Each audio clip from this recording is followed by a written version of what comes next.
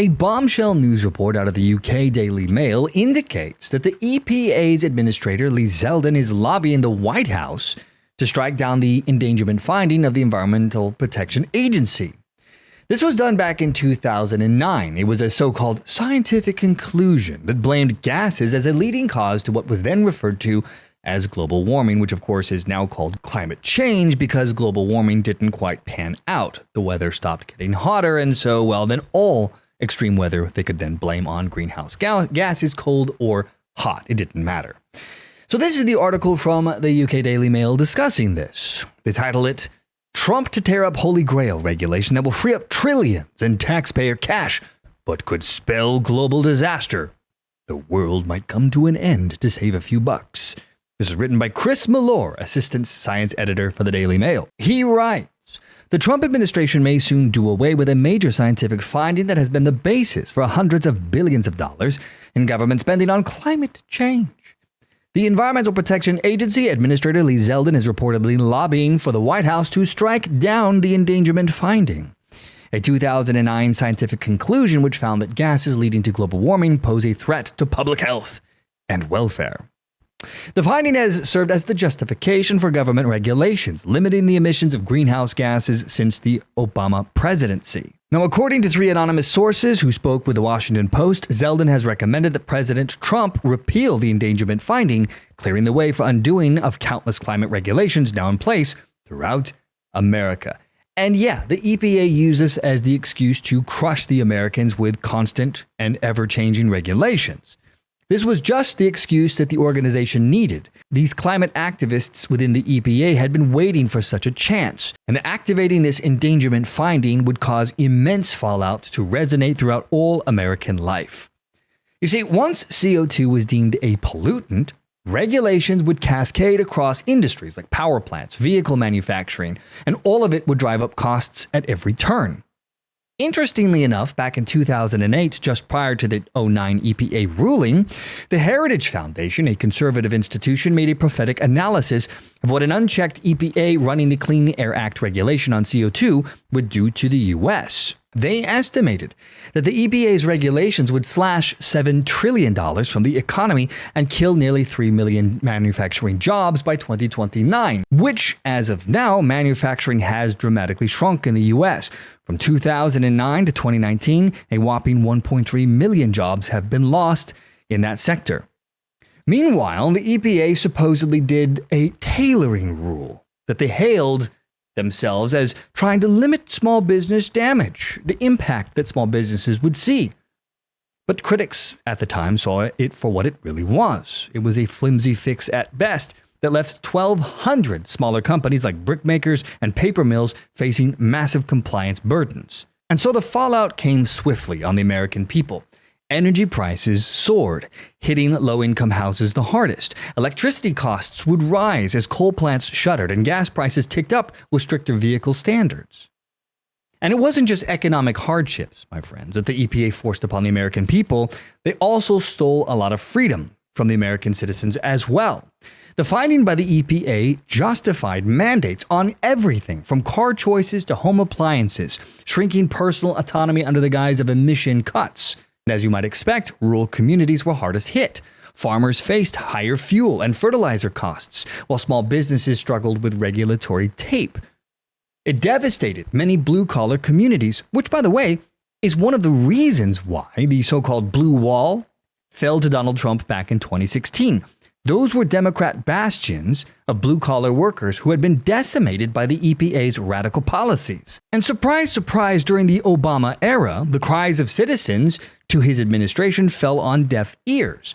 The EPA was used as a political weapon, and they pushed forward all the mad dreams that they and the Obama team came up with. The EPA rubber-stamped their crushing new regulations after they rushed a public comment period. There were 380,000 comments to the new regulations, but dissent was all but ignored.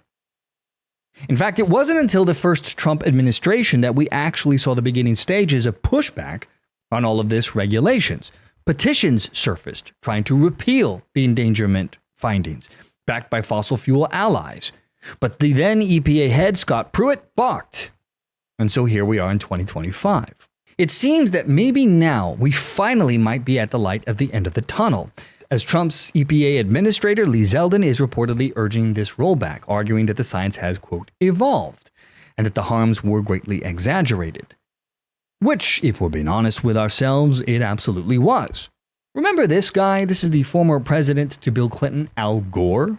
This is what he said back in 2009. Take a look at this. There is a 75% chance that the entire North Polar ice cap during some of the summer months could be completely ice-free within the next 5 to 7 years. You have sea ice, which is melting at a rate that the Arctic Ocean now increasingly is exposed. In 5 years, scientists predict we will have the first ice-free Arctic summer. This is the kind of weird arguments that these people pushed. The radical climate activists like John Kerry and Al Gore love their 10 to 20 year time frame hooks. See, let's go back a few years. I'm going to take you all the way back to 1982. A man named Mustafa Tolba of UNEP, who predicted an irreversible catastrophe by the year 2002 if we didn't do something about global warming. But life rolled on. Then there was James Hansen's 1988 testimony warning of drastic warming by the year 2008. And temperatures did rise during that time, but not to the, quote, uninhabitable levels that he feared. Then in 2004, The Guardian reported a Pentagon report which foresaw climate-driven chaos by the year 2024, which, surprise, surprise, already has come and gone. We weren't destroyed. We seem to be living just fine. What this tells us is there's a pattern here. And this pattern suggests that this is a psychological hook. It's all about scaring you with doom and death and destruction, but it's far enough away to delay any real scrutiny of potential changes until the damage of whatever new policy they want to implement has been achieved and set in stone, and by then it's too late to do anything about it. Since the 1980s, there have been somewhere between 10 and 15 well-documented global warming or climate change doom predictions. They have all come and gone without the prophesied apocalyptic predictions coming true. But insidiously, to all of their solutions to this global warming, global cooling, climate change, it's always the same. You need to pay more taxes. You need to give the government more power. And in turn, you need to give up just a little bit more of your freedom to save the world. It's the same each and every time. But let's get back to the UK Daily Mail. Now, both the Obama and Biden administrations, writes the UK Daily Mail, used this 2009 ruling to impose new limits on the emissions produced by cars, factories, and power plants. However, government spending watchdogs have detailed how much money this has cost taxpayers, with lawmakers imposing costly new rules on American companies, right? While also handing out billions of dollars in grants and subsidies to climate-focused initiatives. In the Biden-era Inflation Reduction Act of 2022, for example, nearly $400 billion over the next decade was ticketed for slashing carbon emissions. And just 2 years later, the American Action Forum calculated that the EPA's newest tailpipe emissions rule would cost another $870 billion over a 2-decade period. They're just bilking the American people out of money. We're already broke, but what's another $870 billion, right? Now, conservatives have argued that the government's strict regulations aimed at combating climate change have harmed the country financially. Well, yeah, that's not even something that people can argue, burdening both consumers and manufacturers with higher costs to meet federal emissions standards. Now, Vicky Patton, general counsel for the Environmental Defense Fund, good thing the environment needs a defense fund, argued Americans are already suffering devastating impacts from the climate change pollution that is fueling worsening disasters like heat waves and floods, more intense fires and hurricanes, and dangerous smog levels.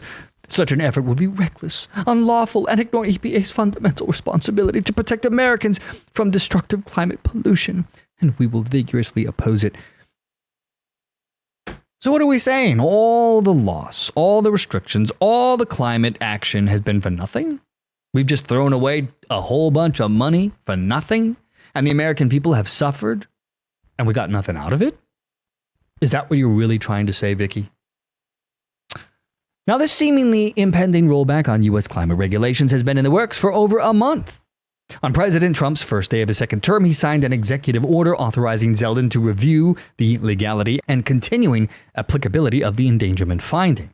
It was part of the administration's Unleashing American Energy directive, which tasked the federal government with finding and eliminating obstacles to the production of oil, natural gas, coal, hydropower, biofuels, and nuclear energy. Now, earlier this month, the article goes on to write, the Trump administration notified more than 1,100 EPA employees that they could be dismissed immediately at any time.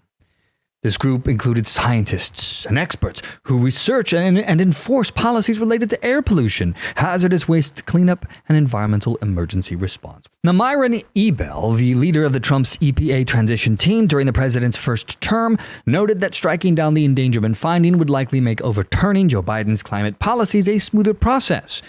If you want to go back and redo one of these rules, you're going to have a very spirited court battle if you ignore the endangerment finding, Ebel said. So I think they really need to do this. And the ruling itself, this whole endangerment finding garbage, really should be thrown out. For those of you who may not remember, either because you weren't alive or were too young or you just weren't paying attention at the time, the EPA back in 2009, used in large part data from something called the Intergovernmental Panel on Climate Change, or the IPCC, and the U.S. Global Change Research Program as their excuse for implementing this tyrannical abuse of power on the American people. These two groups, at the time, we're talking 2009, were caught in a massive scandal the very same year that the EPA forged ahead with their so-called endangerment findings. This scandal was an earthquake within the scientific community at the time. It was known as Climategate. There were leaked emails, which indicated that the computer models that these scientists used to push climate change action was in fact corrupt.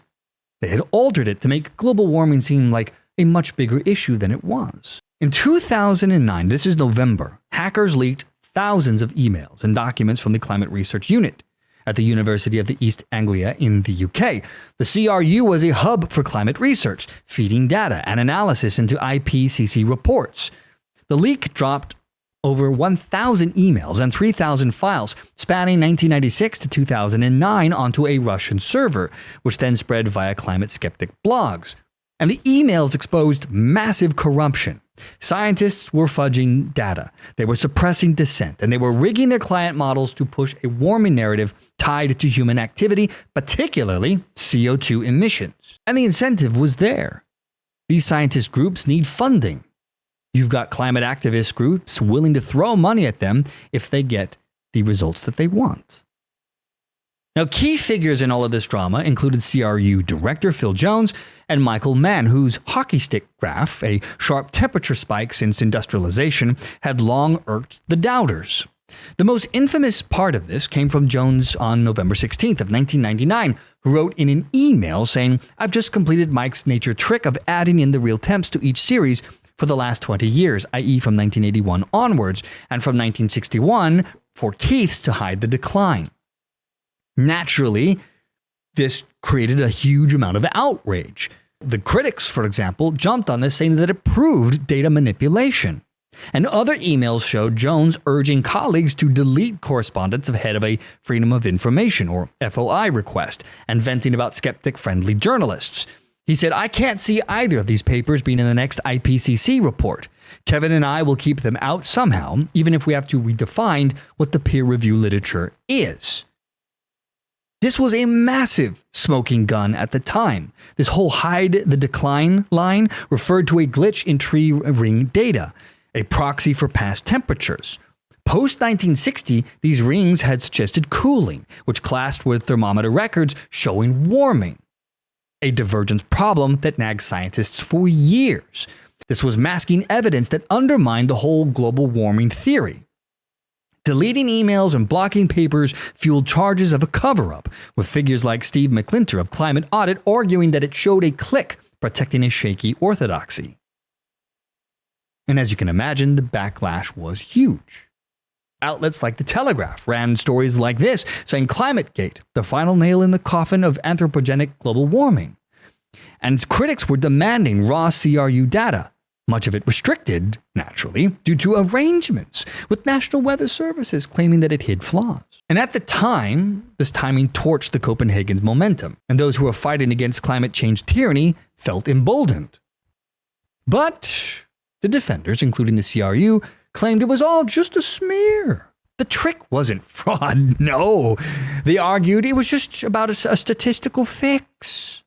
They argued that splicing was standard to align records. And so 8 investigations followed from 2010 to 2011, from the UK House of Commons to Penn State and the US's EPA. Which, to be honest, we should not have had the EPA, of all places, investigating this potential fraud.